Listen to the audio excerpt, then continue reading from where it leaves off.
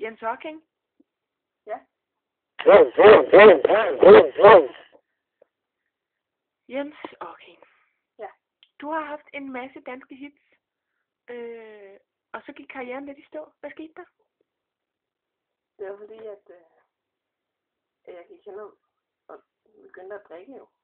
Og så blev jeg lidt voldelig. Så begyndte mit hår. Jamen så... Ja. Det er faktisk ikke noget så. Ej, jeg kan godt se det meget. Ja. Men altså, så... begyndte jeg at blive lidt voldelig, fordi jeg er sådan en ny passer, så lige inden jeg går på. Så skal jeg have noget at drikke, og så bliver jeg lidt voldelig. Altså, jeg ved godt, det er et ømt punkt, ikke? Men altså, det der med hårtab, hvordan, altså, er det meget seriøst? Ja, hvis du kan se, jeg har ikke så meget af det jo. Nej. Så du skal ikke finde også af hele tiden. Så det, jeg tror, det er en form for lymfomania.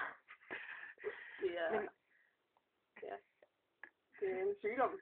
Ja, altså, dit alkoholproblem, er det noget, som vi kan rette op på, Jens Hocking? Nej.